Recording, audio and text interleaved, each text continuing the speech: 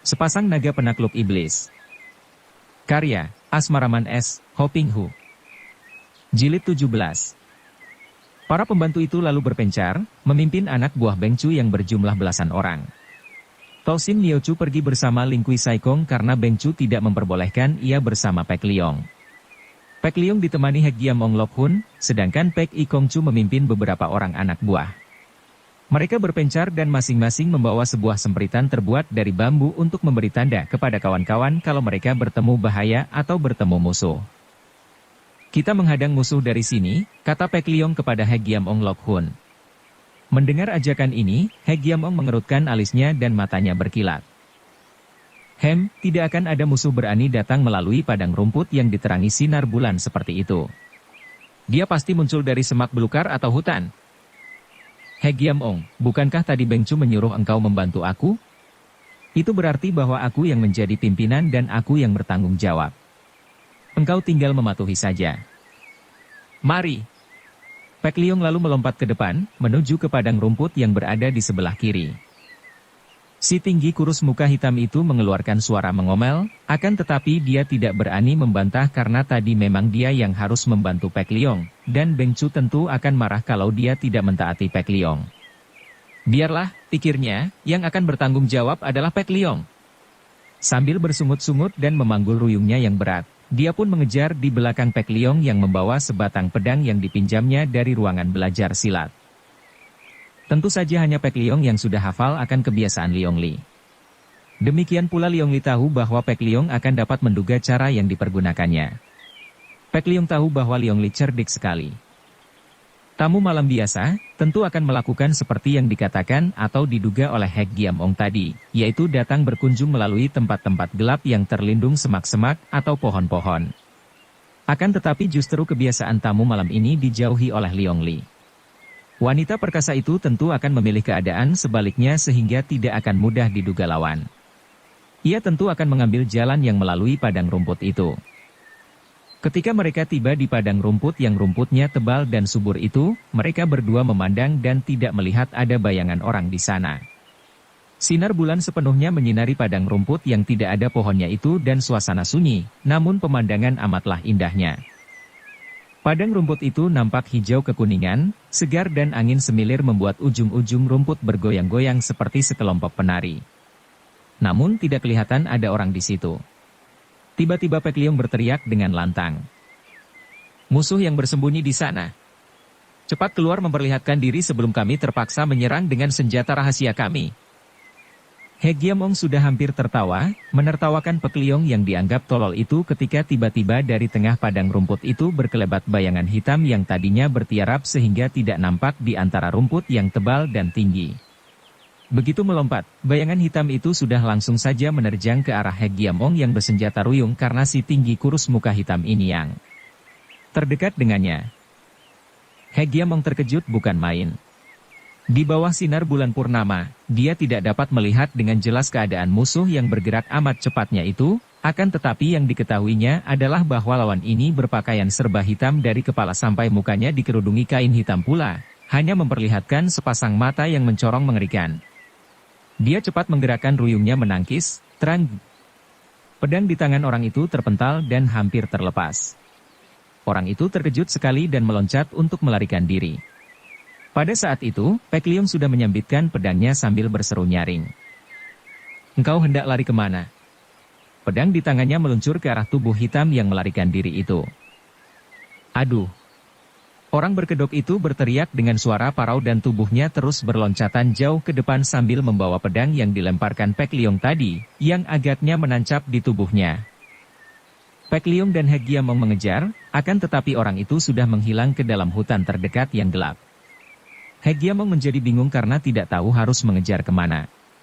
Pada saat itu, terdengar suara sempritan nyaring sehingga mengejutkan Hek Giam Ong. Kiranya sempritan itu dibunyikan oleh Pek Liong yang terus mengejar ke depan. Baru Hek Giam Ong teringat dan dia pun meniup sempritan yang berada di kantungnya. Sebentar saja, mereka semua telah ikut mengejar ke situ. Tosin Niochu bersama Ling Kui Saikong, dan Pek I Kong Chu bersama belasan orang anak buah. Kami bertemu dengan seorang musuh, kata Hek Giam Ong sambil mengamang-amangkan ruyungnya. Dia lari ke depan. Kejar, kata Pek Liong mendahului dan mereka semua melakukan pengejaran. Akan tetapi, sampai jauh mereka mengejar dan memeriksa, ternyata si kedok hitam itu lenyap tanpa meninggalkan bekas. Dia sudah terluka terkena sambitan pedangku, kata Pek Liong penasaran. Dia tidak berapa lihai. Sekali tangkis dengan ruyungku, pedangnya hampir terlepas dari tangannya, dia lari dan disambit pedang oleh Pek Liong. Jelas sambitan itu mengenai sasaran karena dia mengadu, akan tetapi masih mampu melarikan diri, kata He Giam-ong membanggakan kemenangannya. Karena mereka tidak berhasil menemukan musuh itu, mereka lalu kembali ke markas untuk melaporkan hal itu kepada Xiao bin Chiu-kui. Beng Chu ini mengerutkan alisnya. Jaga yang ketat. Ingatlah bahwa kita memiliki benda yang amat berharga, yang perlu dijaga siang malam dengan ketat. Jangan khawatir, bagian kalian kelak akan dapat kalian pergunakan untuk selama hidup. Ucapan itu tentu saja menggembirakan hati para pembantunya, dan Pek Liong berkata, harap Beng Chu jangan khawatir. Selama ada aku di sini tidak ada seorang pun musuh yang akan dapat mengganggu. Biasanya, yang membenci Pek Liong adalah He Giam-ong dan Pek I Kong Chu. Kini, He Giam-ong diam saja karena tadi dia sudah membuktikan kebenaran pendapat Pek Liong. Hanya Pek I Kong Chu yang berkata lirih. Jangan menyombongkan diri dulu, Pek Liong. Kesanggupanmu itu haruslah kita lihat dulu buktinya. Pek Liong tersenyum. Mari kita berlomba, Pek I Kong Chu, berlomba untuk membuat jasa. Yang jelas saja, aku sudah berhasil membunuh He Liong Li dan baru saja melukai seorang mata-mata musuh. Hal itu pun harus dibuktikan dulu, Pek Liong. Tidak ada bukti bahwa He Liong Li telah tewas, dan siapa tahu tamu tak diundang yang muncul tadi adalah He Liong Li. Pek Liong menyembunyikan perasaan kagetnya. Diam-diam dia memuji kecerdikan tokoh sesat yang tampan ini dan dia harus berhati-hati karena orang ini ternyata lihai dan cerdik. Akan tetapi, dia mendapatkan bantuan dari He Giam-ong yang tidak secerdik Pek I Kong Chu. Tidak mungkin kalau orang tadi He Liong Li. Bukankah ia telah terluka oleh sambitan pisau dan jelas nampak ia tenggelam dan air telaga mengandung darah? Dan kalau orang tadi He Liong Li, masa sekali tangkis saja aku dapat membuat ia melarikan diri? Sudahlah, jangan kalian ribut-ribut. Yang penting adalah bekerja sama untuk menjaga agar jangan sampai ada musuh menyelundup masuk. Kita berjaga dan menanti sampai Poyang Sam Leong kembali membawa tenaga yang kubutuhkan, kata Xiao bin Chiu-kui dan para pembantunya tidak berani ribut-ribut lagi. Pek Liong maklum bahwa biarpun nampaknya dia diberi kebebasan oleh Xiao bin Chiu-kui, namun Beng Chu itu masih belum percaya sepenuhnya kepadanya dan para pembantu yang lihai dari Beng Chu itu selalu mengamati gerak-geriknya. Maka dia pun tidak mau melakukan sesuatu yang mencurigakan dan kalau tidak sedang bertugas jaga, dia berdiam saja di dalam kamarnya. Malam itu, ketika dia sedang beristirahat di kamarnya, pintu kamarnya diketuk perlahan dari luar. Pek Liong membuka daun pintu kamarnya dan Tok Sim Nio Chu menyelinap masuk tanpa permisi lagi. Bagi wanita ini, ia tidak peduli kamar pria mana yang akan dimasukinya, dan ia pun tidak peduli apakah ada orang lain melihat ia memasuki kamar Pek Liong. Pek Liong mengerutkan alisnya, akan tetapi wanita itu telah duduk di tepi pembaringannya. Dia pun duduk di atas kursi dan bertanya dengan suara tenang. Tok Sim Nio Chu, ada keperluan apakah engkau datang mengunjungi aku? Dengan halus dia lalu mengusirnya. Aku ingin beristirahat, kalau ada perlu, cepat katakan dan tinggalkan aku. Tok Sim Nio Chu tersenyum manis. Ia tidak bangkit, bahkan lalu merebahkan diri telentang dengan gaya yang memikat sekali. Pek Liong. Apa salahnya kalau aku menemanimu beristirahat di sini? Aku kesepian dan hawa malam ini dingin sekali. Mari, naiklah ke sini, Pek Liong, dan aku akan membuat engkau senang. Pek Liong bangkit berdiri. Tentu saja dia sudah mengenal wanita macam apa adanya Tok Sim Nio Chu ini. Seorang wanita cabul, gila lelaki, hamba nafsu berahinya sendiri dan selalu menggoda pria yang menarik hatinya. Tok Sim Nio Chu, dengar baik-baik. Aku juga bukan seorang perjaka yang bersih dan alim, akan tetapi ketahuilah bahwa aku datang ke sini bukan untuk bermain gila denganmu. Aku datang ke sini untuk mencari keuntungan, untuk mendapatkan bagian dari harta karun. Lalu ditambahkannya dengan tekanan mantap, dan terus terang saja, sebagai wanita engkau tidak menarik hatiku dan minatku. Tosim Niochu mengerutkan alisnya dan pandang matanya jelas membayangkan kemarahan dan kekecewaan, akan tetapi segera ia menutupi semua itu dengan senyum. Pek Liong, engkau datang untuk mencari harta karun, bukan? Mengapa harus menerima bagian sedikit saja dari Beng Chu? Alangkah senangnya kalau kita berdua bisa mendapatkan seluruhnya, dibagi dua saja antara kita. Pek Liong terkejut, akan tetapi kecerdikannya bekerja. Dia melihat perbedaan, bahkan sikap yang sebaliknya dari tadi Tosim Niochu berusaha merayunya, itu adalah Tosim Niochu yang sebenarnya, yang sudah menjadi gila oleh nafsunya sendiri. Akan tetapi yang kedua ini, sikap yang amat berbeda ini tentu bukan sikap yang wajar, melainkan pura-pura, sandiwara. Dia pun mengerti bahwa tentu Tosim Niochu yang gagal memikat hatinya, kini menggunakan siasat yang agaknya sudah diatur oleh Xiao bin Ciukui untuk menguji dan menjebaknya. Dia menduga bahwa tentu Xiao bin Ciukui hendak mengujinya melalui wanita palsu ini. Maka, dia pun memandang marah. Tosim Niochu, engkau perempuan rendah tak tahu malu. Engkau pengkhianat yang layak dipukul. Berkata demikian, Pek Liong sudah maju dan tangan kirinya menampar ke arah pipi wanita itu. Tentu saja Tosim Niochu mengelak dan ia pun menjadi marah. Keparat yang tak tahu diri. Bagi wanita ini, setiap orang pria yang tidak menguntungkan dirinya, tidak mau melayaninya, berubah menjadi orang dibencinya. Maka sambil mengelak ia sudah mengeluarkan kipasnya, satu di antara senjatanya yang ampuh. Ia tidak membawa pedangnya, karena niatnya juga bukan untuk berkelahi, melainkan untuk bermain mata dengan pria yang ganteng dan gagah ini. Kini, dengan kipas di tangan, Tosim Niochu sudah menyerang dengan ganas, gagang kipasnya menjadi senjata penotok yang ampuh. Namun, Pek Liong juga mengelak dan terjadilah perkelahian di dalam kamar itu.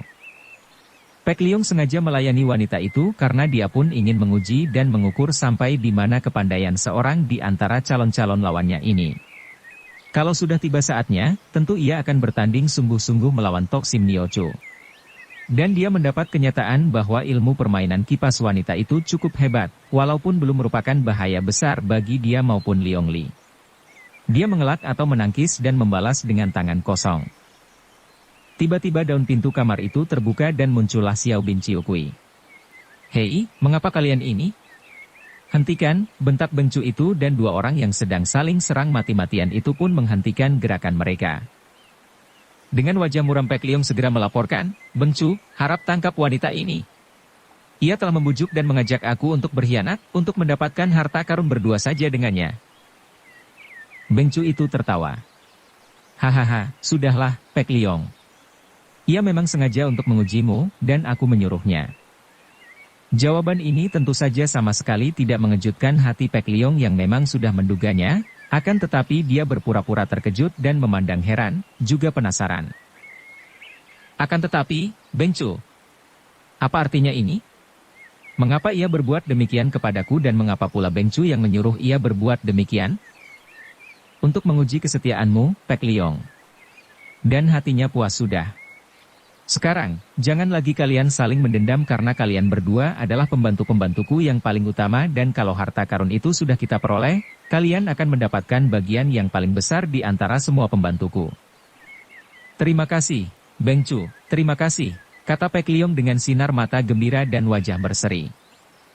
Akan tetapi, Tosim Niochu masih agak cemberut karena bagaimanapun juga, wanita ini merasa kecewa dan merasa dipandang rendah oleh Pek Liong yang menolak cintanya.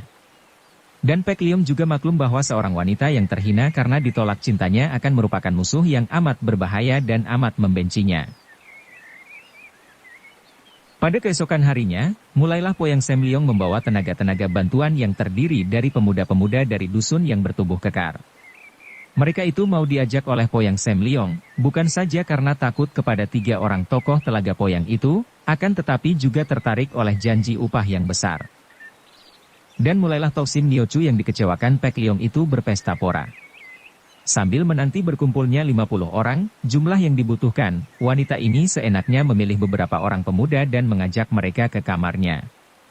Tentu saja para pemuda dusun itu tidak menolak ajakan seorang wanita yang demikian cantiknya, apalagi dibujuk dengan hadiah berharga. Mereka bahkan berlomba untuk memuaskan nafsu Tosim Niochu yang tak pernah mengenal puas itu. Melihat ini, Pek I Kong Chu juga menjadi iseng dan dia mengajak para pelayan wanita muda yang manis-manis dari Beng Chu. Bergantian para pelayan itu dengan senang hati melayani Pek I Kong Chu. Pek Liong melihat ini semua dan dia hanya tersenyum. Selama masih memiliki kelemahan itu, diperhamba nafsu berahi, dua orang itu berkurang bahayanya. Dia pun bersembunyi saja dalam kamarnya, kadang-kadang melihat kalau ada rombongan tenaga baru datang dan menduga-duga apakah ada Liong Li menyelinap di antara mereka. Dia merasa yakin bahwa Liong Li takkan tinggal diam, tentu wanita perkasa itu telah membuat persiapan. Entah bagaimana caranya, dia sendiri belum dapat menduga. Liong Li terlalu cerdik dan banyak akal, lebih cerdik dari dia sendiri, dan dia tahu betapa pandainya Liong Li melakukan penyamaran. Untuk ilmu penyamaran ini, Liong Li berguru kepada tokoh pemain wayang di kota raja. Dia sendiri pernah mempelajarinya, namun dibandingkan dengan Liong Li, dia masih hijau. Di antara segala nafsu yang berada dalam diri manusia, yang paling berbahaya dan amat kuatnya dalam usahanya menguasai hati dan akal pikiran manusia adalah nafsu yang timbul dari daya rendah benda. Hal ini adalah karena benda-benda mendatangkan banyak kesenangan bagi manusia. Dan benda terjadi karena bekerjanya akal pikiran manusia yang selalu berusaha untuk menjadikan kehidupan di dunia ini terasa nikmat. Maka, tiada habis dan tiada hentinya pikiran menciptakan benda-benda yang dapat membuat kita menikmati kehidupan. Semua ini merupakan anugerah dari Tuhan Maha Kasih, dan kita wajib bersyukur dan berterima kasih kepada Tuhan atas anugerah ini. Namun, benda-benda buatan kita ini ternyata merupakan pula musuh dalam selimut yang amat berbahaya. Daya kekuatannya amat besar dan daya rendah benda selalu berusaha untuk mencengkeram dan menguasai diri kita sehingga kita dapat diperbudak olehnya. Kalau kita manusia sudah menjadi hamba dari daya rendah kebendaan ini, maka nampaklah sikap dan perbuatan yang amat rendah, seperti keinginan menumpuk harta kekayaan dengan cara apapun juga, tidak peduli dengan cara yang halal maupun yang haram. Terjadi pencurian, penipuan, perampokan, korupsi dan tindak pidana lain. Nampak pula watak iri hati, murka, kikir. Membuat orang menjadi budak nafsu amarah, karena dirinya telah lenyap, artinya yang penting adalah benda-benda itu sendiri. Manusianya terlupa, yang teringat hanya benda-benda berharga. Segala macam benda yang ada, memang diperuntukkan manusia. Demikian besarnya kemurahan dan kasih sayang Tuhan kepada kita. Namun, diperuntukkan kepentingan manusia hidup, apa yang diperlukan saja. Bukan untuk dijadikan makanan nafsu yang takkan pernah merasa cukup. Manusia boleh saja mencari harta benda, boleh saja mencari uang, karena hal itu amat perlu bagi kehidupannya. Akan tetapi, harta yang kita cari itu tetap menjadi alat keperluan hidup, menjadi hamba yang melayani kita manusia, bukan lalu didewa-duakan, lalu disembah dan diangkat menjadi majikan, dan kita menjadi hambanya. Kita pergunakan harta yang kita dapatkan untuk kepentingan hidup kita, keluarga kita, handai taulan dan manusia lain yang memerlukannya. Kalau kita tidak diperbudak oleh harta, maka tentu kita tidak akan menjadi kikir.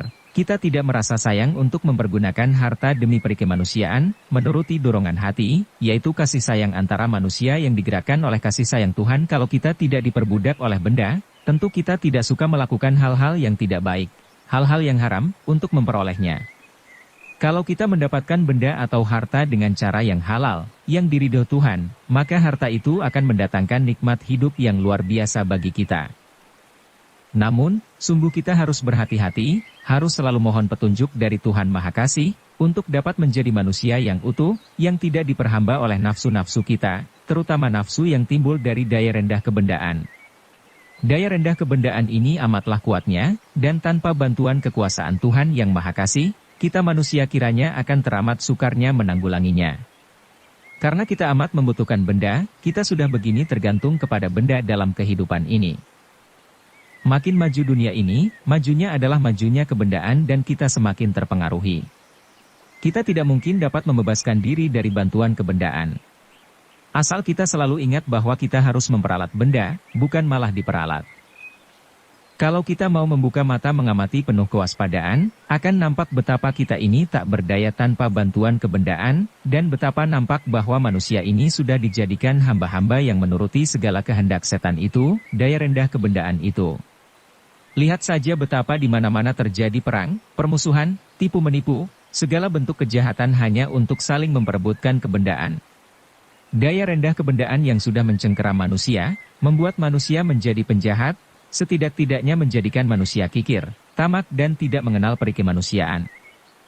Agaknya Xiao bin Ciukui lupa bahwa harta benda yang amat besar akan membuat mata para pembantunya menjadi hijau. Dia terlalu percaya kepada para pembantunya, tentu saja mengandalkan kepandaiannya. Seujung rambut pun dia tidak pernah menduga bahwa orang-orang macam Po Yang Sam Leong berani untuk mengkhianatinya, menjadi nekat karena terpengaruh oleh nafsu ingin menguasai atau memiliki harta karun yang peta rahasianya telah berada di tangannya. Ketika Po Yang Sam Leong mendapat tugas untuk mengumpulkan 50 orang tenaga kasar, kesempatan ini dipergunakan oleh Po Yang Sam Leong untuk mengatur siasat. 3 orang raksasa Shipoa itu, 3 bersaudara yang memiliki ilmu kepandaian tinggi dan sudah terkenal sebagai penguasa daerah Telaga Poyang. Hanya karena terpaksa saja mereka mau menjadi anak buah Xiao bin Ciukui yang menjadi Bengcu, pemimpin mereka. Mereka telah dikalahkan oleh Toksim Niochu dan mereka maklum bahwa ilmu kepandaian Xiao bin Ciukui dan para pembantunya terlalu tinggi bagi mereka untuk menentang, maka terpaksa mereka menakluk dan menjadi anak buah. Namun, tentu saja di dalam hati, mereka merasa penasaran. Mereka bukan orang-orang yang biasa menjadi anak buah, melainkan biasanya menjadi pemimpin.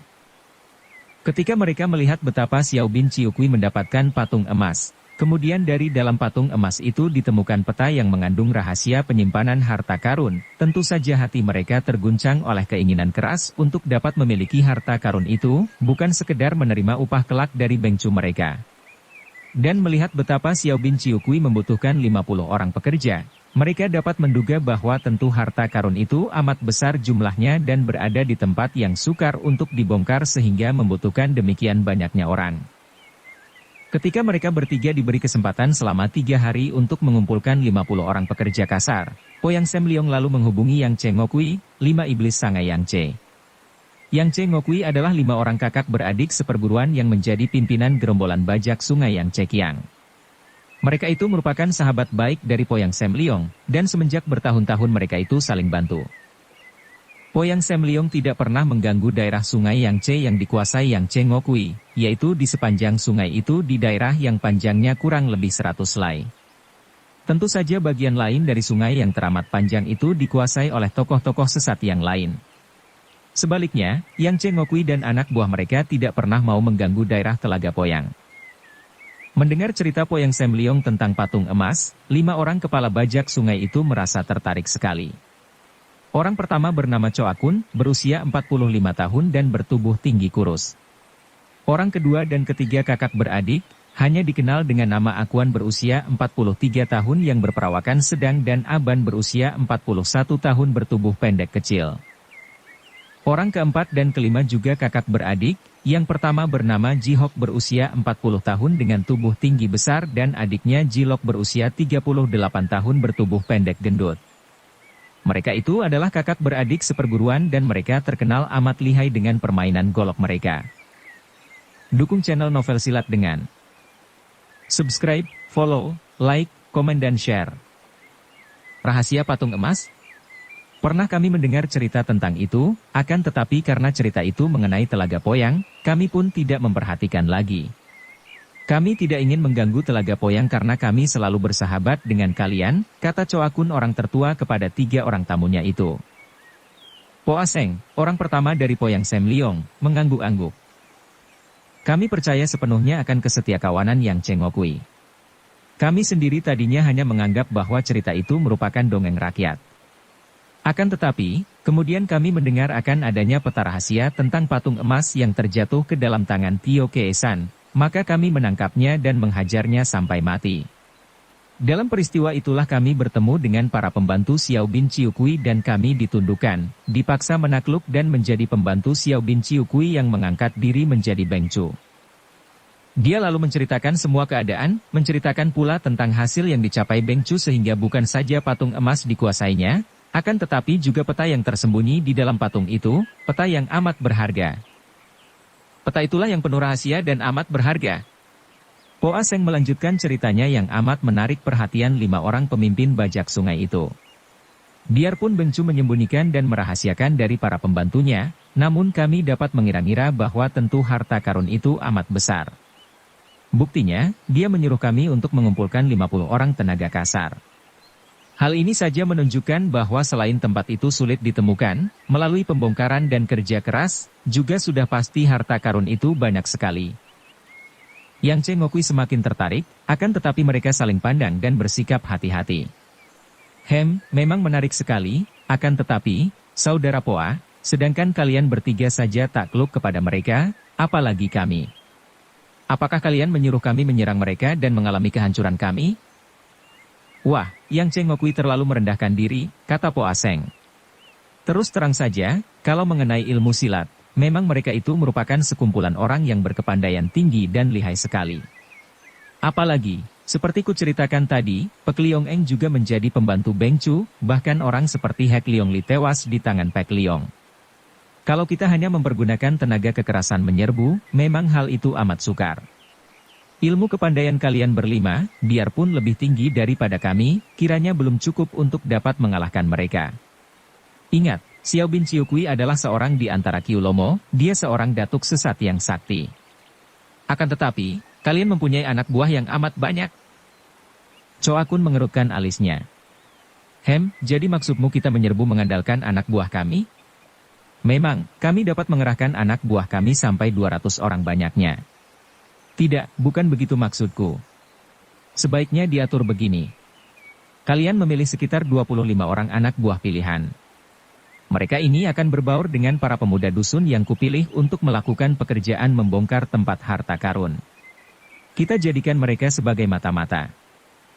Sementara itu, kalian bersama anak buah kalian bersembunyi tak jauh dari tempat dibongkarnya harta karun itu, dan kalau harta itu sudah berhasil ditemukan, kalian menyerbu, kami dan 25 orang anak buah, yang lebih dulu menyelundup itu membantu dari dalam. Dengan demikian, tentu mereka yang tidak mempunyai anak buah akan menjadi panik, dan kita berkesempatan untuk melarikan harta karun itu.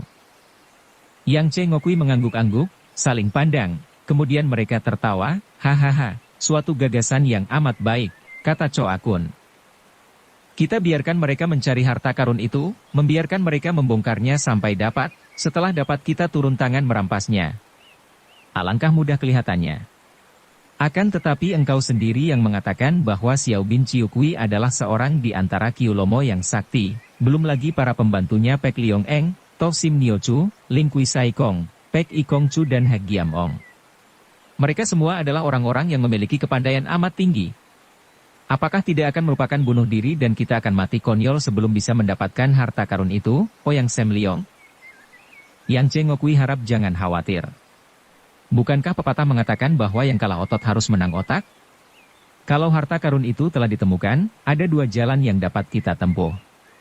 Pertama, kita mengandalkan banyak anak buah untuk menyerbu dan di dalam kekacauan itu, kita tidak perlu ikut menyerbu, melainkan kita menggunakan saat kacau balau itu untuk melarikan harta karun. Berarti kita akan mengorbankan nyawa banyak anak buah kita. Apa artinya anak buah dibandingkan harta karun? Biar kehabisan anak buah, kalau kita memiliki harta karun, apa sukarnya menghimpun lagi anak buah yang lebih banyak dan lebih kuat? Sebaliknya, memiliki banyak anak buah tanpa harta, malah merepotkan. Akan kami pikirkan itu. Akan tetapi apakah jalan yang kedua? Siapa tahu lebih baik. Jalan kedua adalah membujuk Xiao Bin Ciukui untuk menyelamatkan harta karun ke atas perahu. Nah, kalau sudah berada di perahu dan perahu berada di atas telaga, apa sukarnya bagi kita? Betapapun lihainya Beng Chu itu bersama anak buahnya, kalau perahunya tenggelam dan mereka berada di air, sama sekali bukan lawan kita yang merupakan setan-setan air. Bagus, seru 5 orang yang Cengokui, cara kedua ini jauh lebih baik. Mereka tentu saja menyetujui karena memang di samping pandai ilmu silat golok dan tenaga besar, mereka sebagai pimpinan bajak sungai juga memiliki ilmu di dalam air yang melebihi orang biasa. Dan mereka tahu bahwa para ahli silat kenamaan menjadi mati kutu setelah mereka terjatuh ke dalam air yang dalam karena mereka tidak begitu pandai renang. Kita melihat perkembangannya sajalah nanti, kata Ouyang Sem Liong, yang penting sekali, apakah kalian menyetujui dan mau bekerja sama dengan kami? Kami setuju, seru Choa Kun gembira, dan pembagian hasilnya. Kita bagi masing-masing pihak setengahnya. Setuju sekali.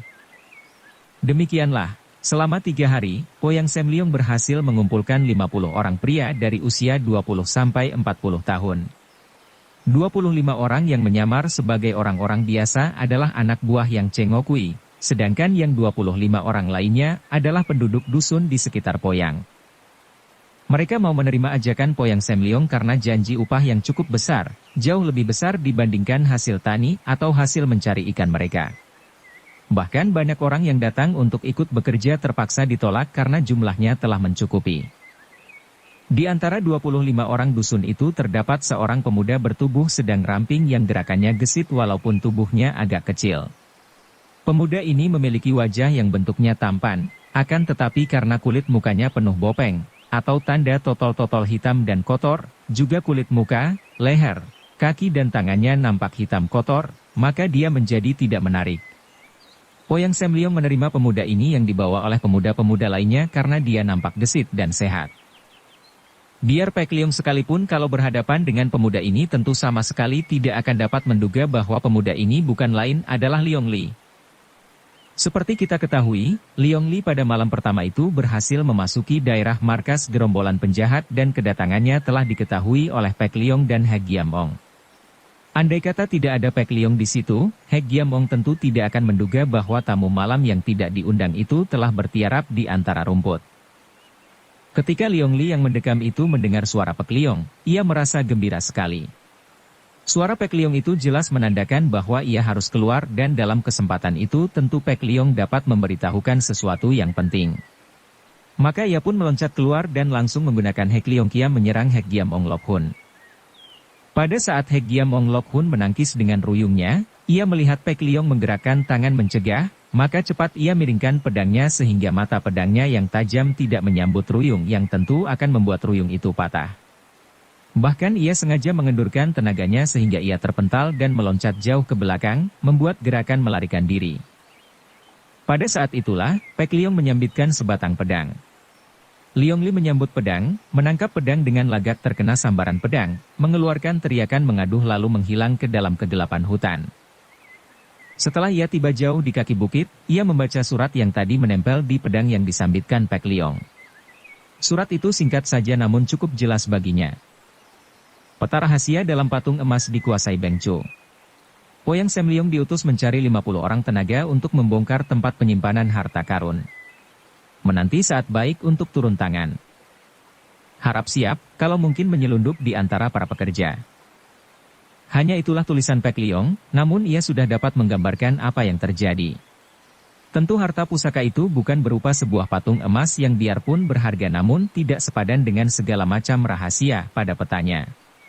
Tentu patung emas itu menyimpan rahasia lain dan kini ternyata ada peta di dalam patung. Peta harta karun. Peta itu dikuasai Xiao bin Ciukui seorang, dan melihat betapa Ciukui mencari 50 orang pekerja, tentu harta karun itu disimpan di tempat yang sukar didapat, mungkin membutuhkan banyak tenaga untuk membongkarnya. Cepat Liong Li melakukan persiapan. Ia menyamar sebagai seorang pria yang bermuka bopeng totol-totol hitam, dengan kulit badan hitam kotor pula. Kemudian, ketika Poyang Semliong mencari tenaga dari dusun, ia pun menyelinap masuk setelah menyogok beberapa orang pemuda agar membawa ia ikut bekerja.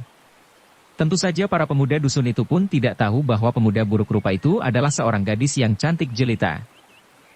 Ketika mencatatkan nama sebagai pekerja, Liong Li mempergunakan nama Chu Kim, yaitu kebalikan dari namanya sendiri. Si Chu bernama Kim, dan orang-orang segera menyebut si buruk rupa yang lincah ini Hakim. Ia mendengar bahwa dari dusun, Poyang Semliong hanya menggunakan 25 orang, sedangkan 25 orang lainnya sudah ada dan tak seorang pun tahu dari mana mereka datang, juga tidak ada yang mengenal mereka.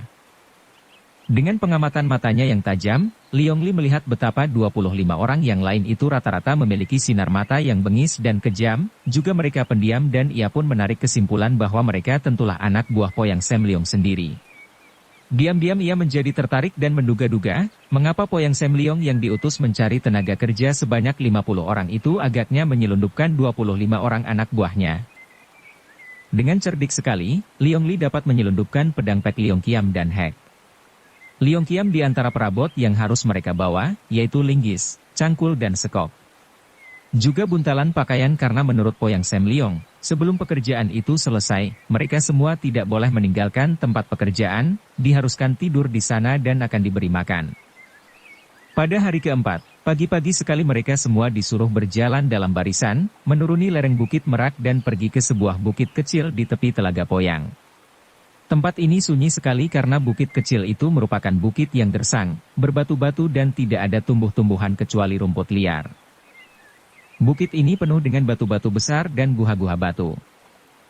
Xiao bin Ciukui yang memimpin perjalanan itu, dan berjalan di depan bersama Pek Liong dan Tok Sim Nio Chu, sedangkan Ling Kui Sai Kong, Pek Ikong Chu, Hek Giam Ong dan 3 orang Poyang Sam Leong diharuskan berjalan di belakang pasukan pekerja. Juga anak buah yang belasan orang banyaknya disuruh berjalan di belakang dan mereka ini yang diharuskan mengusir setiap orang yang berani mendekati tempat mereka bekerja. Setelah tiba di lereng bukit berbatu itu, Xiao bin Ciukui berhenti, memberi isyarat kepada semua orang untuk duduk dan tidak boleh berkeliaran kemana-mana. Dia sendiri mengeluarkan peta dan memeriksa dengan seksama, keningnya berkerut dan telunjuknya menunjuk ke sana-sini. Nio Chu, dan engkau Pek Liong, coba periksa mana di antara guha-guha itu yang dalamnya tertutup oleh batu-batu sebesar kepala orang, katanya. Tosim Nio Chu dan Pek Liong yang sejak tadi, seperti yang lain, memandang dengan penuh perhatian dan hati tegang, segera bangkit dan melakukan pemeriksaan. Para pekerja yang sudah siap itu, sebagian tidak mengerti pekerjaan apa yang harus mereka lakukan, dan mereka menanti dengan sabar. Yang penting bagi mereka bekerja dan mendapatkan upah besar. Sebaliknya, mereka yang menjadi anak buah yang cengokwi diam-diam merasa tegang. Mereka sudah diberitahu bahwa mereka menyamar sebagai tenaga pekerja dari dusun yang akan membongkar tempat harta karun, dan mereka harus mentaati isyarat yang diberikan oleh Poyang Sam Leong. Ye. Sebuah perahu kecil meluncur di tengah telaga. Yang berada di atas perahu itu adalah Kam Sunting dan Kam Cianli. Kemarin dulu mereka berada di dalam perahu, di tepi telaga sambil meneliti kalau-kalau ada perahu penjahat berlayar. Pada saat mereka mulai gelisah karena tidak pernah mendengar berita dari Liong Li maupun Pek Liong, tiba-tiba saja ada seorang laki-laki muka buruk lewat dan laki-laki itu melemparkan sesuatu ke dalam perahu mereka. Ketika Sunting memungut benda itu, ternyata sebuah batu yang dibungkus surat. Lusa kalau ada rombongan 50 orang mengikuti Beng Chu dan kawan-kawannya, kalian bayangi dari jauh. Kemudian persiapkan perahu di tempat terdekat. Jangan sekali-sekali mendekati mereka. Berbahaya. Surat itu tanpa tanda tangan dan mereka berdua merasa heran sekali, tidak tahu siapa pemuda muka buruk totol-totol hitam yang mengirim surat itu, dan tidak tahu pula siapa penulis surat. Namun melihat nadanya, tentu penulis surat itu Liong Li. Ataukah Pek Liong? Siapapun juga penulis surat itu, jelas bukan pihak lawan. Bukankah mereka diperingatkan agar jangan mendekati Beng Chu dan rombongannya karena berbahaya? Kita ikuti saja petunjuk dalam surat ini, kata Sunting kepada adiknya dan demikianlah, pada hari itu, pagi-pagi sekali mereka sudah siap siaga dengan perahu mereka. Mereka bersembunyi di balik pohon-pohon, di kaki Bukit Merak. Tak lama kemudian mereka melihat rombongan itu menuruni Bukit Merak. Kakak beradik ini merasa heran. Banyak sekali rombongan itu. Dan mereka pun melihat Pek Liong berjalan di depan bersama Xiao bin Ciukui dan melihat Tok Sim Nio Chu berjalan di samping Pek Liong. Cian Li mengepal tangannya, perempuan hina itu lagi. Hus. Bukan waktunya untuk ribut dan cemburu, Limoy. Mari kita bayangi dari jauh. Dengan hati-hati sekali mereka membayangi dari jauh dan tidak sukar membayangi rombongan orang sebanyak itu. Akhirnya, rombongan itu berhenti di bukit kecil dekat pantai dan kakak beradik ini pun cepat mengambil perahu mereka dan kini mereka mendayung perahu hilir mudik sambil tetap melihat ke arah orang-orang yang berada di bukit kecil berbatu itu. Mereka merasa heran sekali. Mau apa para penjahat itu membawa banyak orang ke bukit berbatu-batu yang jarang dikunjungi orang itu? Sementara itu, Tosim Nio Chu sudah menemukan guha yang penuh dengan batu-batu sebesar kepala orang. Dengan girang ia lalu melapor kepada Beng Chu yang segera mendekati guha itu, diikuti oleh para pembantunya. Juga Pek Liong yang mendengar seruan Tosim Nio Chu, cepat mendekat. Inilah tempatnya. Tidak salah lagi, ini tempatnya, kata Xiao bin Ciukui berulang kali dengan mata berkilat-kilat dan wajah berseri. Dia memeriksa kembali peta di tangannya, mulutnya berkemak-kemik, dan dia memandang ke 4 penjuru. Dari depan guha dapat dilihat puncak Bukit Merak di belakang guha, telaga di depan guha, padang rumput di kiri guha dan dinding batu di kanan guha. Tepat, inilah. Poyang Sam Leong, kerahkan orang-orang itu untuk membongkar batu-batu dan mengeluarkannya dari dalam guha. Akan tetapi hati-hati, tidak perlu tergesa-gesa. Kalau sudah nampak sebuah batu panjang seukuran manusia berdiri menyangga langit-langit guha, berhenti dan lapor kepadaku. Poyang Sam Leong lalu memberi aba-aba dan 50 orang itu mulai bekerja. Tentu saja tidak semua orang dapat memasuki guha yang lebarnya hanya kurang lebih 3 tombak itu. Mereka bekerja dengan berbaris keluar, dan batu-batu sebesar kepala orang itu diangkut keluar dari tangan ke tangan. Ternyata batu-batu itu banyak sekali dan setelah bekerja setengah hari lamanya, barulah batu-batu di mulut guha itu bersih dan mereka terus membongkar batu-batu yang berada di dalam guha. Makin ke dalam, guha itu makin melebar dan agaknya dalam sekali, hanya tertutup oleh banyak sekali batu besar kecil. Menjelang sore, barulah nampak batu seperti yang dimaksudkan Beng Cu tadi, yaitu batu yang berukuran manusia berdiri dan batu itu seperti menyangga langit-langit guha karena mengganjal dan tidak dapat diambil. Segera Xiao Bin Ciukui diberi laporan dan bersama para pembantunya, dia memasuki guha yang lebar itu. Bagus, tidak salah lagi. Akan tetapi ingat jangan ada yang mendorong batu ini.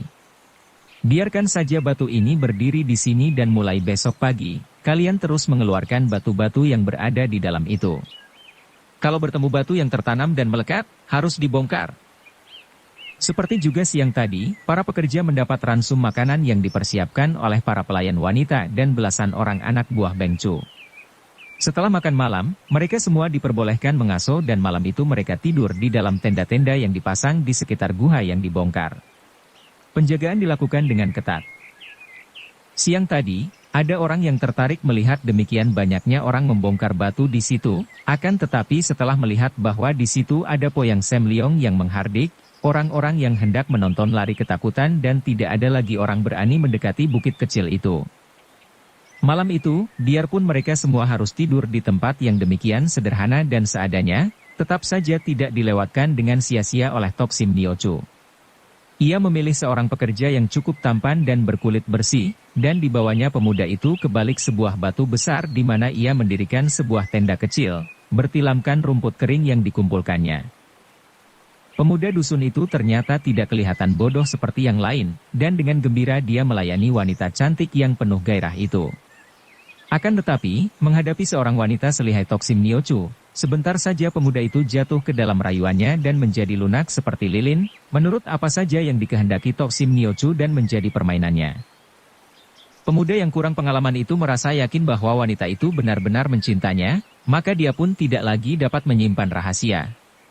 Apalagi ketika dengan suara manja, Tok Sim Nio Chu menyatakan cintanya, bahwa ia tidak lagi dapat berpisah dari pemuda itu, bahwa ia akan suka menjadi istrinya, pemuda itu mabok kepayang.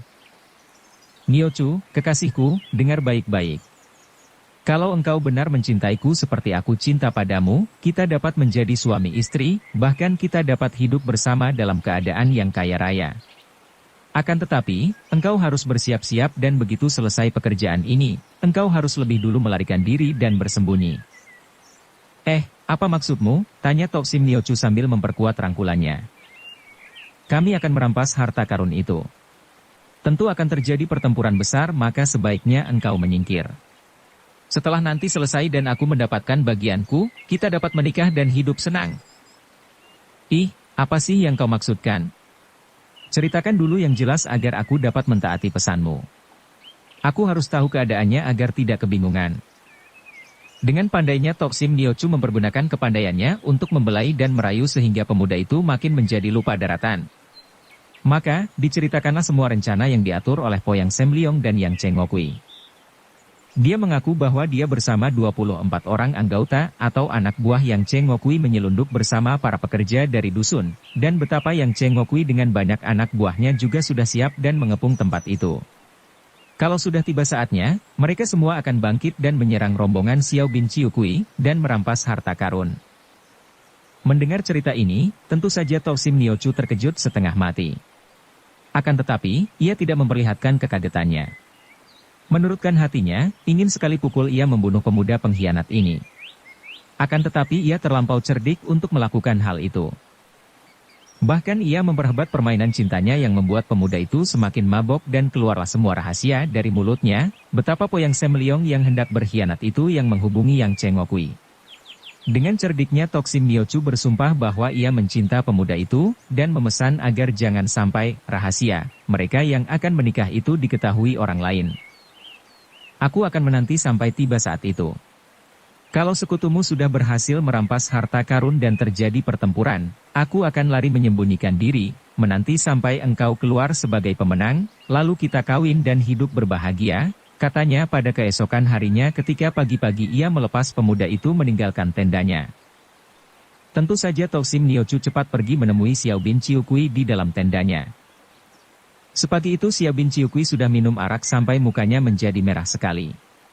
Hal ini menunjukkan bahwa hatinya gembira bukan main. Dia telah membayangkan hasil pembongkaran gua itu, membayangkan harta karun yang dijanjikan oleh peta itu. Harta karun yang menjadi simpanan Raja Qin Shi Huangti, raja dari dinasti Qin, 800 tahun lebih yang lalu. Dia membayangkan bahwa dia akan menjadi seorang yang memiliki kekayaan berlimpah dan dengan kekayaan itu dia akan mampu membeli kedudukan raja muda sekalipun. Ketika Toksim Niochu menceritakan rahasia yang dibocorkan oleh pemuda yang dijadikan teman tidurnya semalam, Xiao Bin Chiukui terbelalak. Bra! Guci arak itu dicengkeram dan hancur lebur. Jahanam busuk Poyang Sam Leong, bentaknya marah. Kuhancurkan kepala mereka seperti guci ini. Beng Chu, sabarlah. Jangan menuruti hati yang marah. Kalau kau lakukan itu, tentu timbul pemberontakan sekarang. Hal itu memang tidak mengapa karena kita akan mampu membasmi mereka. Akan tetapi pekerjaanmu menjadi terbengkalai dan tertunda. Sebaiknya kita pura-pura tidak tahu dan membiarkan mereka bekerja sampai harta karun itu didapatkan, baru kita mendahului mereka turun tangan. Dukung channel Novel Silat dengan subscribe, follow, like, komen dan share. Xiao Bin Chiukui memandang kepada wanita itu dengan sinar mata mencorong, lalu tiba-tiba dia tertawa. Lengannya dijulurkan dan biarpun Toksim Niochu duduk agak jauh, namun lengan kanannya itu dapat mulur dan tahu-tahu tangan itu telah memegang lengan Toksim Niochu dan sekali tarik, tubuh wanita itu telah terjatuh ke atas pangkuannya. Diam-diam Toksim Niochu terkejut dan kagum. Bukan main Beng Chu ini, memiliki ilmu yang amat tinggi. Engkau memang manis dan pantas menjadi pembantu utamaku, engkau pandai dan cerdik, kata Xiao Bin Chiukui sambil mencium pipi Toksim Niochu yang tertawa genit. Ih, Beng Chu. Apakah engkau telah minum terlalu banyak, katanya dengan manja. Akan tetapi kedua lengan Beng Chu itu memeluknya dengan sikap menyayang. Engkau memang manis, dan kegilaanmu terhadap laki-laki sekali ini ada gunanya. Untung engkau dapat membongkar rahasia itu, Niochu. Dan usulmu tadi memang baik sekali. Kita pergunakan mereka, pura-pura tidak tahu, dan pada saat terakhir, aku akan membasmi mereka. Ya, aku tahu bagaimana aku akan membasmi mereka, mengubur mereka hidup-hidup. Dia tertawa bergelak dan kembali menciumi Toksim Niochu untuk memperlihatkan kegirangan dan terima kasihnya. Pekerjaan menggali batu-batu itu dilanjutkan dan ternyata gua itu dalam sekali, merupakan terowongan yang makin ke dalam menjadi semakin lebar.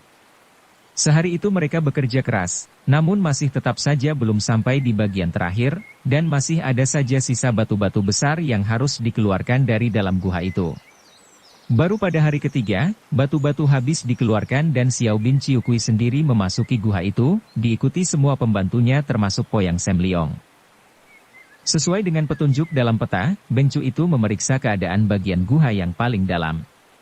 Dia lalu memerintahkan agar semua pekerja menanti di luar gua dan dia hanya bersama para pembantunya. Diam-diam Pek Liong memperhatikan para pekerja selama 3 hari itu dan dia pun akhirnya atas bantuan Liong Li yang memberi isyarat, tahu bahwa pemuda muka totol-totol hitam-hitam buruk itulah Liong Li. Hatinya menjadi besar, apalagi ketika Liong Li, dengan isyarat, memberitahu bahwa pedang mereka disembunyikan di bawah tumpukan batu di dasar gua, sebelah kiri, dia merasa tenang. Xiao Bin Chiukui yang berdiri di tengah ruangan terakhir itu, lalu melangkah ke kiri dan menghitung langkahnya. Kemudian, dia berhenti dan berjongkok, meraba-raba dengan jari tangannya. Poyang Sam Leong, kalian ambil linggis itu dan coba kalian bertiga gali lantai ini. Tiba-tiba dia berkata kepada 3 orang pembantunya itu. Seperti para pembantu yang lain, pada saat itu hati tiga orang ini merasa tegang dan mendengar perintah itu, dengan senang hati mereka segera mengambil linggis dan mulai menggali lantai yang berbatu-batu. Begitu linggis menggempur batu, semua orang sudah memandang dengan hati tegang karena jelas terdengar bahwa lantai itu bawahnya ada ruangannya. Batu yang terpukul linggis itu berbunyi nyaring. Penggalian dilanjutkan dan tak lama kemudian, setelah beberapa buah batu dibongkar, nampaklah sebuah peti hitam. Semua orang mengeluarkan seruan girang, dan kini semua orang membantu pembongkaran batu. Ternyata di bawah batu terdapat lubang yang cukup lebar dan di situ terdapat sebuah peti hitam yang besarnya ada 1 meter persegi. Peti hitam segera diangkat naik, dan Xiao bin Ciukui menggunakan linggis untuk mencokel penutup peti yang berkarat. Terdengar bunyi berkeratak dan tutup itu pun terbuka. Kembali semua orang mengeluarkan seruan kagum. Begitu tutup dibuka, semua mata seperti menjadi silau oleh barang-barang yang berada di dalam peti itu. Emas permata yang amat indah, berkilauan dan batu-batu permata itu seperti hidup berkedip-kedip. Akan tetapi Xiao bin Ciukui segera menutupkan peti itu. Harap kalian tenang. Peti ini baru yang kecil. Ada sebuah lagi yang lebih besar dan isinya lebih banyak menurut petunjuk peta. Tempatnya di balik dinding sebelah kanan. Dinding itu harus dibongkar. Menurut petunjuk peta, batu-batu dinding yang harus dibongkar setebal 2 meter. Harus mengerahkan tenaga mereka yang di luar. Poyang Sam Leong, kalian kuserahi tugas untuk memimpin para pekerja membongkar dinding itu sampai peti besar itu terdapat. Aku menanti di luar.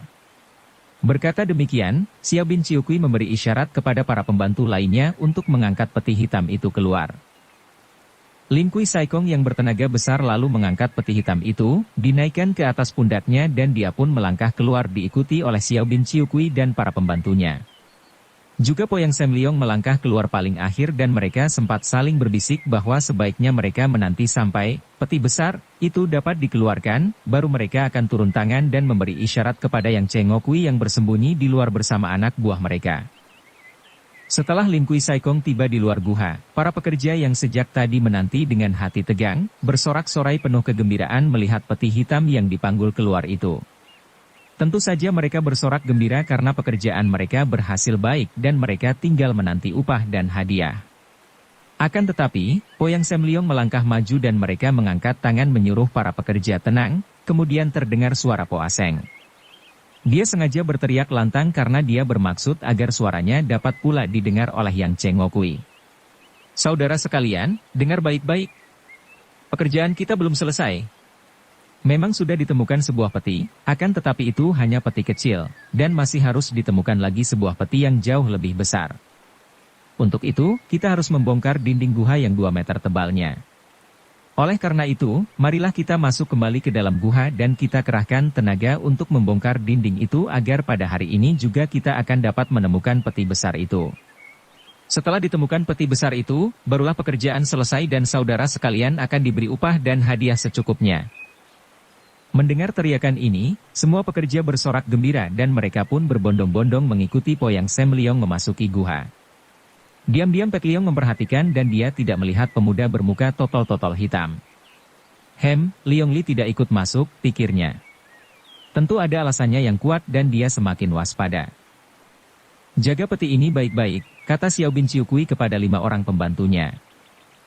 5 orang itu merasa heran karena seolah-olah Beng Cu itu mengkhawatirkan peti harta karun itu, akan tetapi mereka tidak bertanya dan dengan senjata siap di tangan, mereka berlima mendekati peti hitam. Pek Leong juga berdiri dekat peti sambil memegang sebatang pedang yang dia dapat dari Beng Cu. Pedang yang cukup baik walaupun bukan senjata pusaka ampuh seperti Pek Leong Kiam. Setelah melihat 5 orang pembantunya itu berdiri mengelilingi peti harta karun, Xiao bin Ciukui lalu memasuki mulut guha. Di depan guha, dia mengangkat sebuah batu yang besar sekali, sebesar perut kerbau. Batu itu tentu berat bukan main, namun dengan tenaganya yang hebat Datuk Sesat itu mengangkat batu itu ke atas kepalanya, kemudian melemparkan batu ke arah batu seukuran orang yang berdiri menyangga langit-langit guha di mulut guha sebelah dalam. Dar! Batu seukuran manusia itu pecah berantakan ketika dihantam batu besar yang dilontarkan Xiao bin Ciukui dan ledakan nyaring itu diikuti suara gemuruh. Kiranya langit-langit yang tadi disangga oleh batu seukuran manusia itu runtuh dan batu-batu besar jatuh dari atas, kemudian menggelinding masuk ke terowongan guha karena memang terowongan itu menurun. Ratusan batu besar menggelundung masuk dan segera suara gemuruh itu diikuti suara teriakan-teriakan mengerikan dari mereka yang berada di sebelah dalam terowongan guha karena mereka itu tiba-tiba diserang oleh ratusan batu-batu besar yang menggelinding dari luar. Tosim Niochu tersenyum dan diam-diam ia kagum bukan main. Kiranya itu yang dimaksudkan Beng Cu untuk membasmi Poyang Sam Liong dan anak buahnya yang hendak berkhianat. Mereka itu dikubur hidup-hidup dalam himpitan batu-batu besar. Dan ia pun tahu bahwa pemberitahuan tentang peti besar tadi hanya suatu siasat belaka agar memancing Poyang Sam Liong dan semua pekerja ke dalam terowongan untuk dikubur hidup-hidup. Pek Liong terkejut sekali melihat peristiwa itu. Dia belum dapat menduga akan adanya pengkhianatan yang dilakukan Poyang Sam Liong, maka tentu saja dia merasa heran. Mengapa Beng Cu melakukan itu? Tidak mungkin karena merasa sayang atau karena kikir membayar 50 orang itu. Apalagi di dalam terdapat pula Poyang Sam Liong, 3 orang pembantunya. Apakah Beng Cu sengaja membunuh mereka dan akan membunuh semua pembantunya untuk dapat memiliki sendiri harta karun dalam peti itu? Harta karun itu amat besar jumlahnya, tak mungkin dapat dinilai berapa besarnya. Apakah harta karun itu membuat Beng Cu menjadi tamak? Para pembantu lainnya juga merasa terheran-heran, kecuali Toksim Niochu. Xiao Bin Ciukui tertawa bergelak lalu berkata, "Hahaha, kalian ketahuilah bahwa Poyang Sam Liong berkhianat dan bersama anak buah yang diselundupkan di antara para pekerja, mereka hendak merampas harta karun ini, hahaha, mereka terbasmi habis di dalam guha yang sudah kosong ini." Pada saat itu, terdengar sorak-sorai dan puluhan orang dari berbagai penjuru datang berlari-lari ke tempat itu dengan sikap mengancam, dan dengan senjata di tangan. Mereka itu adalah Yang Cengokui dan kurang lebih 50 orang anak buah pilihan mereka.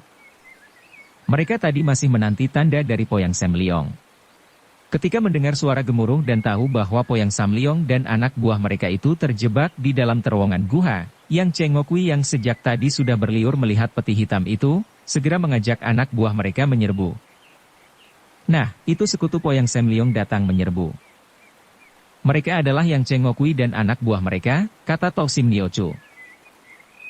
Kalian semua basmi mereka. Aku akan menjaga peti ini. Habiskan anjing-anjing itu, bentak Xiao Bin Ciukui dan dia sendiri duduk di atas peti dengan sikap tenang. Pek Liong, Toksim Niochu, Lin Kui Saikong, Pek Ikong Chu, dan He Giamong dengan senjata di tangan lalu menyambut para penyerbu. 5 orang Yang Cengokui memecah pasukan menjadi 5 bagian dan masing-masing memimpin 10 orang mengeroyok seorang pembantu Xiao Bin Ciukui. Terjadilah pertempuran yang mati-matian. Pek Liong diserang oleh Choa Kun, orang pertama dari Yang Cengokui yang dibantu 10 orang anak buahnya. Choa Kun yang tinggi kurus itu memegang sebatang golok yang lebar dan tipis. Gerakan goloknya cepat bukan main sehingga yang nampak hanya sinar putih bergulung-gulung ketika Pek Liong menggunakan kegesitan tubuhnya untuk mengelak dengan berloncatan.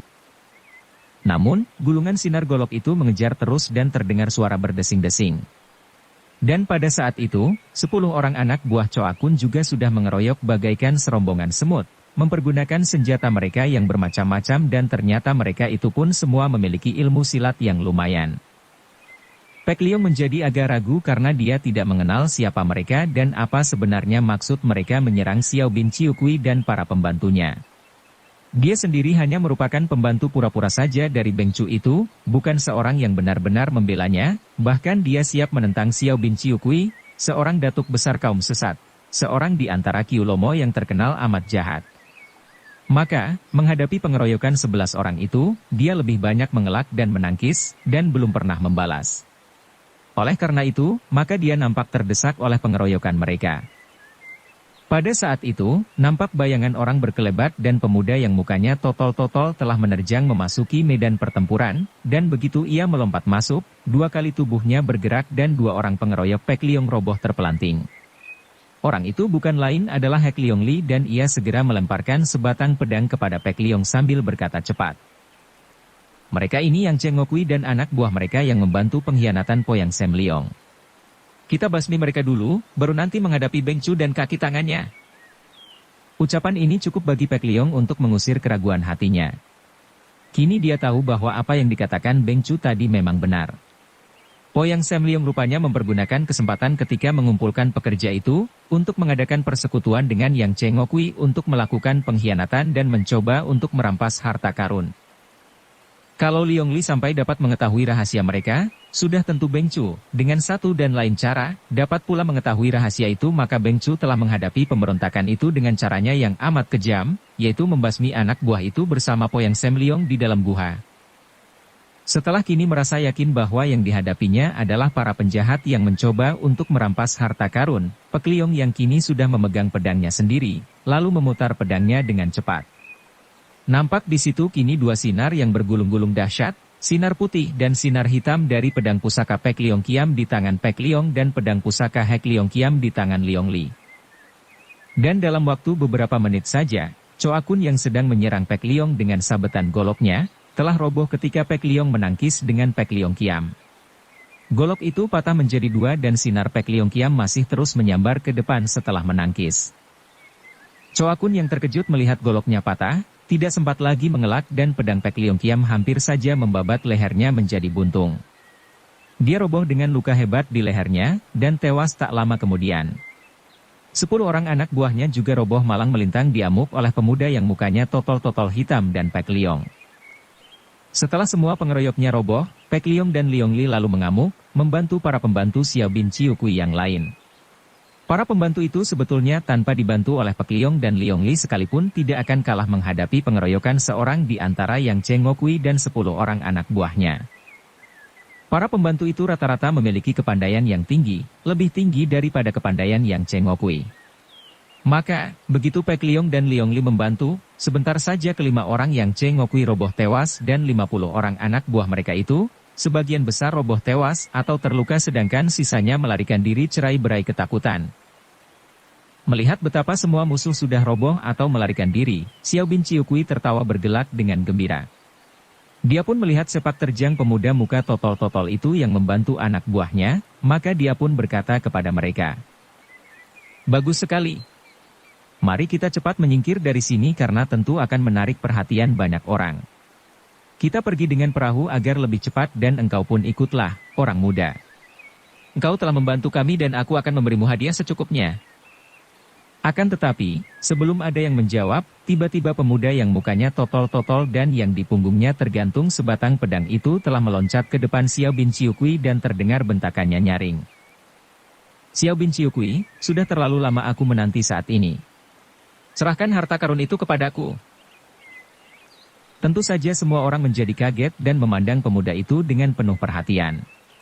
Demikian hebat penyamaran Liong Li sehingga tidak ada petunjuk sedikit pun bahwa pemuda itu adalah Liong Li. Bahkan suaranya pun berbeda. Kalau para pembantu Beng Chu, kecuali Pek Leong, memandang heran.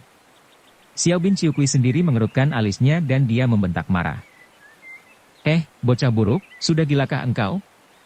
Siapakah engkau berani berkata demikian kepadaku?" Pemuda itu menggunakan tangan kiri untuk mengusap mukanya. Semacam kulit tipis sekali terkelupas dan begitu tangannya turun, maka kini nampaklah wajah yang amat elok, dengan kulit muka halus, putih kemerahan, dan ketika ia tersenyum, nampak 2 lekuk lesung pipit di kanan kiri mulutnya. "Hek Liong Li." Xiao Bin Chiu Kui berseru kaget bukan main, juga para pembantunya terkejut karena mereka semua telah melihat betapa Liong Li terkena sambitan pedang dan terjatuh ke dalam air telaga, tidak nampak muncul kembali. Tiba-tiba Pek Leong bergerak meloncat ke dekat Liong Li dan dia pun tersenyum. "Xiao Bin Chiu Kui, sudah terlalu lama kami menanti dan terlalu banyak kami berkorban. Serahkan harta karun itu kepada kami, baru kami akan mempertimbangkan apakah engkau dapat diperbolehkan hidup atau tidak." Kemarahan Xiao Bin Chiu Kui memuncak. Baru sekarang dia tahu bahwa semua sikap Pek Leong selama ini adalah suatu permainan sandiwara saja. Dan kedua orang musuh besar ini, yang sudah membunuh seorang rekannya yaitu Hek Sim Lomo, ternyata menunggu sampai dia mendapatkan harta karun, baru turun tangan hendak membunuhnya dan merampas harta karun. Keparat, dia memaki. "Kau kira kami tidak berani melawan kalian? Tosim Nio Chu, Lim Kui Sai Kong, Pek Ikong Chu, dan Hek Giam Ong, sekaranglah saatnya untuk melihat apakah kalian ini benar-benar setia kepadaku atau tidak. Apakah kalian pantas menerima masing-masing 1/10 bagian harta karun ini atau tidak? Dan untuk melihat apakah kalian berempat memiliki kegagahan untuk membunuh 2 orang muda yang sombong ini. Kepung dan bunuh mereka. 4 orang pembantu utama Xiao bin Ciukui itu mengepung Pek Liong dan Liong Li yang sambil tersenyum tenang berdiri saling membelakangi. Mereka berdua nampak tenang sekali, namun seluruh urat syaraf dan otot dalam tubuh mereka tegang dan siap siaga karena mereka maklum bahwa mereka menghadapi orang-orang yang lihai. Pedang pusaka masing-masing masih tergantung di punggung, belum mereka cabut. 4 orang pembantu utama itu pun merasa tegang. Mereka sudah merasakan kelihayan Pek Liong, dan mereka sudah mendengar bahwa ilmu kepandaian Hek Liong Li juga amat tinggi, tidak kalah oleh Pek Liong. Namun, mereka tidak merasa gentar karena mereka akan maju berempat, bahkan di situ masih ada Xiao bin Ciukui yang mereka percaya akan mampu menandingi 2 orang muda yang perkasa itu. Sing Wutut Tosin Niu Cului Chin Si sudah mencabut pedang dan kipasnya yang tadi sudah disimpannya.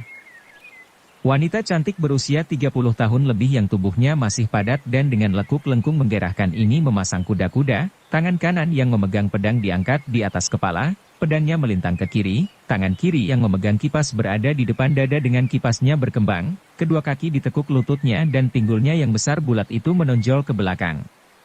Matanya yang jeli dan penuh daya pikat itu kini nampak berkilat penuh kemarahan dan mulutnya yang biasanya membayangkan nafsu penuh kegenitan yang menantang itu kini merapat dan mengeras. Dalam keadaan seperti itu, Tosin Niochu berbahaya sekali.